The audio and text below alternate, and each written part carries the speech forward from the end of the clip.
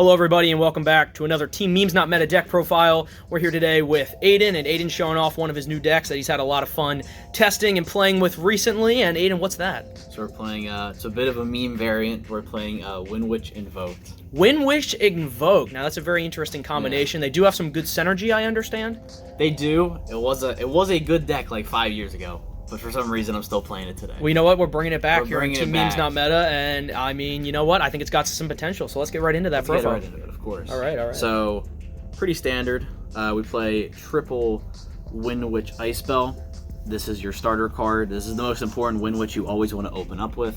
You can special summon it from your hand, and then you can burn, and then you can special summon another Windwitch from your deck, and it kind of starts the whole combo of, you know, synchroing up. So, obviously a great card, and you want to play it at 3. Next, we play double Windwitch Glass Bell.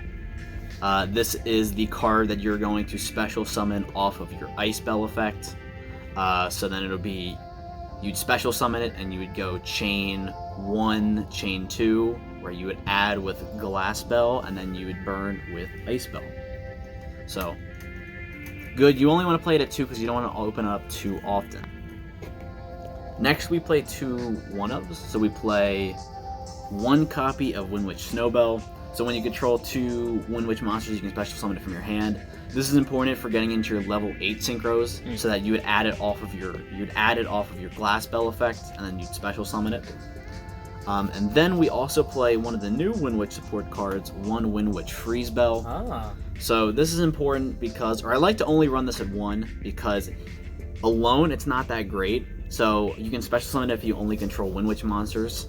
But it's really helpful when you open up in hand a Glass Bell, because you can search this instead of waiting a whole turn to go into another synchro monster. So it kind of bypasses it, because this can increase its level from 3 to 4, and you can go into a level 8 synchro just from using those 2 cards. It's not bad, but it's only worth it to run it at 1, in my opinion. Since we are playing an Invoked deck, we kind of need 3 Alistair the Invoker. Understandable. Makes sense. It's a good card. Good card. Yeah. Obviously, you probably know what this does. You search your normal, and you can add an invocation from your deck to your hand. And then you do Invoked plays. Normal summon Alistair, response? Basically, that is the deck. Since everything up to this point is spellcasters, it has a good synergy with the Spellbook engine. Good draw support. That's one of the main things. One of the main problems of the deck is draw support. So, and the deck is slow paced enough where it's not terrible using your normal summon on Blue Boy. And for those unfamiliar, you can normal summon this, add another Spellbook card from your deck to your hand. And all of the other monsters are pretty much spellcasters, right? Yeah, so all the Windwitch and Alistair are both spellcasters. Very good. So next we play 2 Artifact Sanctum. We also play artifacts in this deck. Or Scythe, right? Artifact Scythe. Yes. Correction. Artifact Scythe. This card is really good because it locks your opponent out of the extra deck when it's special summoned from your deck. Also a light attribute, so great for getting Mechaba later in a match or a game. Now we move on to hand traps, which there are quite a lot. We play Triple Ash. Good card. Good fire attribute card for when you need to get out your Purgatrio, which we'll go over a little later. We play triple Droll and Lockbird because Droll and Lockbird's also a good card. Good card. Good against Drytrons.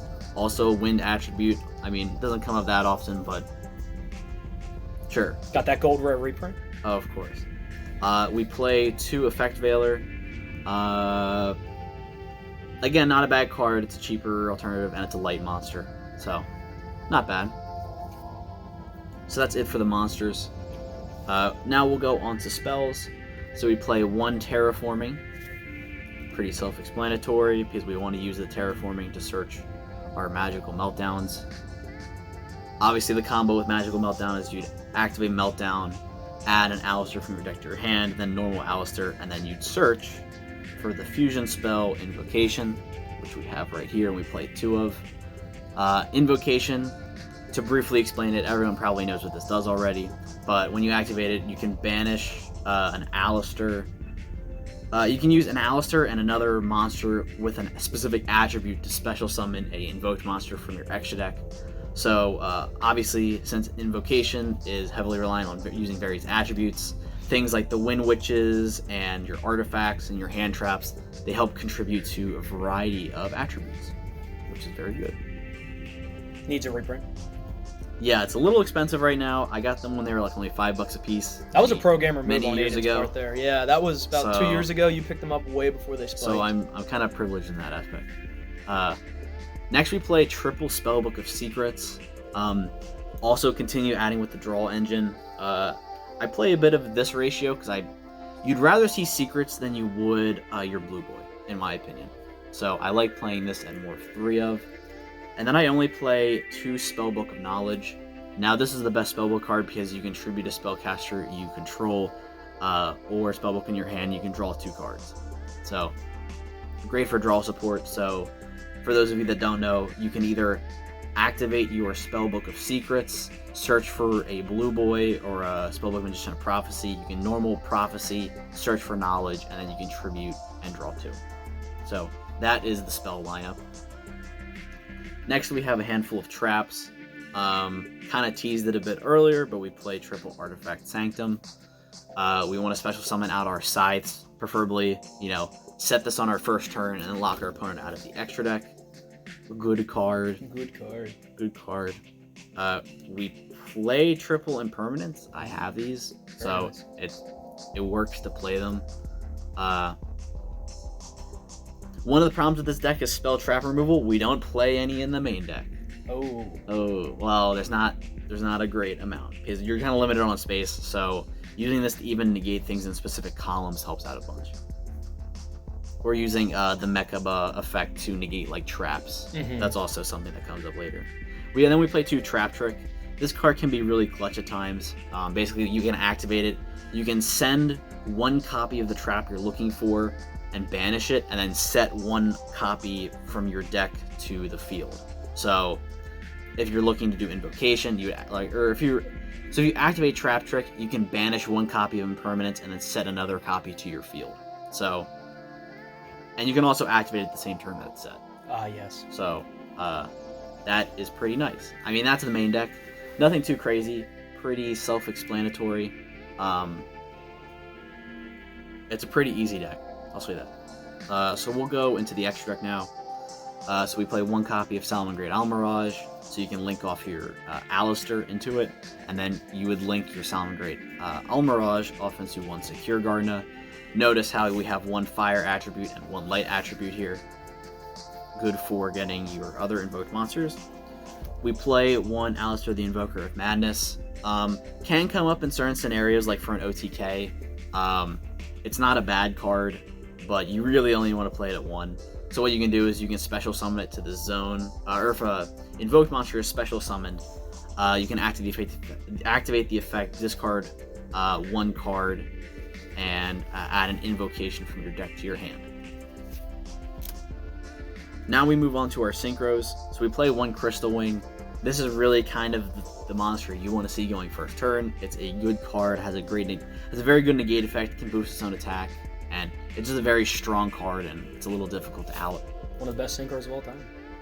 It's definitely up there. We play 1 Windwitch Diamond Bell. This one's really good for going second plays. So what it does is, and this is also one of the new Windwitch cards. So what it does is when it's Synchro summoned, target 1 Windwitch monster in your graveyard, you inflict burn, and then you can destroy 1 card on the field. And then when it enters battle and inflicts battle damage, you can target destroy another card if it was Synchro summoned only using Windwitch monsters. So it's kind of 2 target destroys. And then if it was Synchro summoned using the effect of something like Windwitch Freeze Bell, it can't be destroyed by battle. So has some niche effects, but it's definitely really good going second as a go-to. And our last level 8, we do play 1 Stardust Dragon. You're locked into only special summoning wind monsters from a Windwitch Glass Spell. So having another level 8 Synchro definitely helps. But you could probably find some other, but I think this is probably one of the more useful. You don't go into it too often, but it's an option. Now we have to play a couple level 7s. So we play 1 Wind Pegasus ad Ignixter. The only effect that is actually very useful with this is the graveyard effect, because when a wind monster, let me get the correct reading of this. So if another card you control is destroyed by battle or an opponent's card effect, you can banish this card from your graveyard and target 1 card on your opponent's field and shuffle it back into the deck. So what you would want to do is, from your effect of Windwitch Ice Spell, when you special summon it and Glass Spell, go into this card first, and then you can Synchro summon into something like your Crystal Wing, so that if they out your Crystal Wing, you can target and shuffle something back into the deck. That's very good. Very nice. We play 1 copy of Clear Wing Synchro Dragon. Another level 7 if something gets ashed along the way. It's just an option to have, not bad. And then we play 1 Windwitch Winter Bell. Depends. Sometimes I'll go into this if you know you want to go into Diamond Bell, Windwitch Diamond Bell. Use this effect so you can get the double target pop first. So something to consider. And now we'll move on to our Invoked monsters. So we play 2 copies of Mechaba. Pretty straightforward card. You know, obviously it has a once per turn negate effect per each copy of the card. Very good discarding something from hand. You do play double Raijin because this is a wind deck and you need the wind invoked monster. And it's a quick effect, Book of Moon. Not bad. You play 1 copy of Invoked Purge Trio. Extremely good for OTKs because it can attack all monsters on the field and it does piercing damage. It pairs ridiculously well with something like Artifact Scythe, because if you have Scythe, activate on the first turn, and they already set up a bunch of monsters on the board, you can just special summon this going turn 2, and then you can likely get an OTK. And then our last extra monster, Invoked Agodius. Not a bad card, but it's a target destroy another card in the field. Not bad, but this is kind of makes the most sense. You could opt for other type of cards like Invoked Caliga, but we don't really run many dark monsters, so if you opted to run something like DD Crow in the main deck, that could be another option instead. So that's it for the main and the extra deck. I have some brief side deck choices that I like to run, but these are obviously very optional. I play triple evenly matched. Going second, I like to side these in because evenly matches can be a pretty nutty card at times. Indeed. We do play a lot of spell trap removal, so I play a Harpies, play things like Hey Trunade just to get rid of spell and traps, and then I also play things like Twin Twisters. It depends on how crazy the spell trap removal I need, but there are options there if I need them.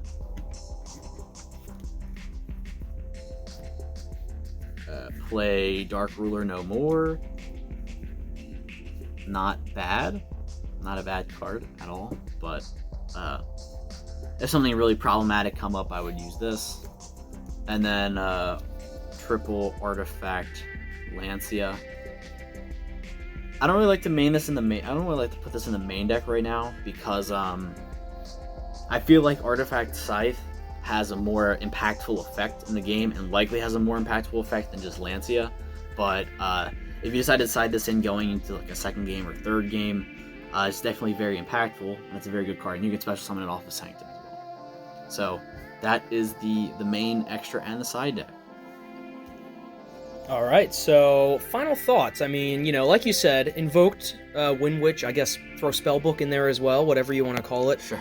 An old deck, but one that seems to be in a pretty good spot, you know, right now. I mean, there's just anytime you play any variant of Invoked, it's nice to be able to have a lot of outs to a lot of things. Yeah, I mean, on the surface, it doesn't look like you have a ton of negates or a lot of outs, but you're playing a lot of hand traps, you're playing a lot of negations. That is kind of the nature of an Invoked deck.